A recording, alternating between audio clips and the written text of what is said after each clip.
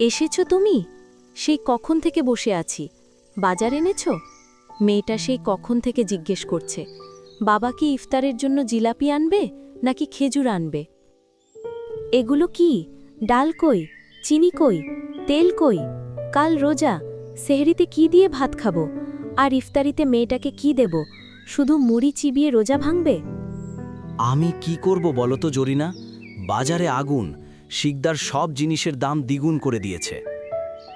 আমি অনেক অনুরোধ করলাম, মাতবর সাহেবকেও বললাম, উনিও শিকদারের পক্ষ নিলেন। বললেন তেল ছাড়াও নাকি চলে। এ কথা বললেন? ওনার ঘরে তো আজ পোলাও কোরমা রান্না হবে। বড়লোকরা কিভাবে বুঝবে পেটের জ্বালা? মেয়েটা বড় হয়েছে, ও রোজা রাখবে। ওর বান্ধবী নদী কত কি খাবে, আমার মেয়েটা কি শুকনো মুড়ি খাবে? চুপ করো জরিনা, আস্তে কথা বলো। মেয়েটা শুনলে কষ্ট পাবে। আল্লাহ যা দিয়েছেন তা দিয়েই রোজা রাখব। গরিবের আবার স্বাদ আহ্লাদ। তুমি এখন খুদ দিয়ে যাও, ভাত রাঁধো আর পোড়া মরিচ ডলবে। কিন্তু সেহেরিতে? সেহরিতে পানি আর ভাত। আল্লাহ যদি তৌফিক দেন, দেখব কাল কিছু জোগাড় করা যায় কিনা। তুমি চোখের পানি মুছো, মেয়েটা যেন না বুঝে। দাঁড়া বকুল, আর হাঁটতে পারছি না। আজকে রোদটা খুব কড়া, গলাটা শুকিয়ে কাঠ হয়ে গেছে। আর একটু সাহস কর নদী, রোজা রেখে গরমে হাঁটলে সওয়াব বেশি হয়। তোর তো অভ্যাস নেই, তাই কষ্ট হচ্ছে। বাবা বলেছিল গাড়ি পাঠাবে না, হাঁটার অভ্যাস করতে, কিন্তু শরীরটা খুব খারাপ লাগছে। মাথাটা কেমন ঘুরছে, মনে হচ্ছে পড়ে যাব এখনই। বলিস কি, তুই তো সত্যি ফ্যাকাশে হয়ে গেছিস।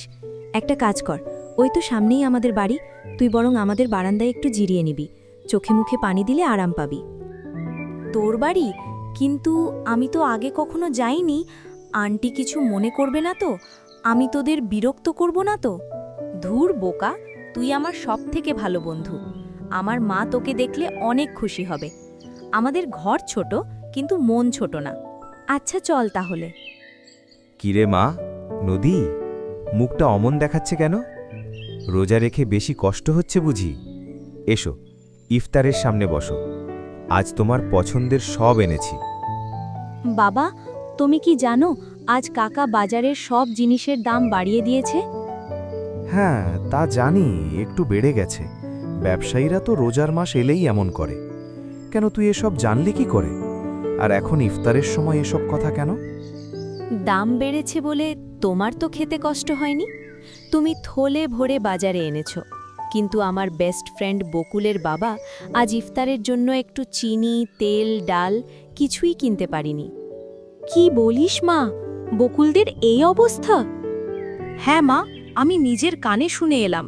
ওরা আজ শুধু খুদের জাও ভাত আর পোড়া মরিচ দিয়ে ইফতার করবে।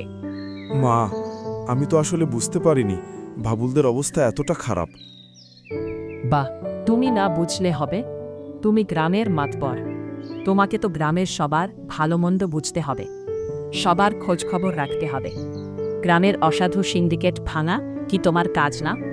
ওরা না খেয়ে থাকবে আর আমি এখানে টেবিলে বসে এত কিছু খাবো? শুনলে তো তোমার মেয়ে আজ তোমাকে কি শিক্ষা দিল? তুমি এত টাকার মালিক হয়ে লাভ কি যদি পাশের বাড়ির মানুষ না খেয়ে থাকে? আমাদের এখনই কিছু করা উচিত। তুমি ঠিক বলেছ সালমা, আমার মেয়ে আজ আমার চোখ খুলে দিয়েছে। সালমা, আর দেরি করো না, বড় বড় টিফিন ক্যারিয়ার বের করো। সব খাবার, বিরিয়ানি, ফল, চপ, বেগুনি, মুড়ি, ছোলা সব প্যাক করো। আমরা আজ বকুলদের বাড়িতে ইফতার করব।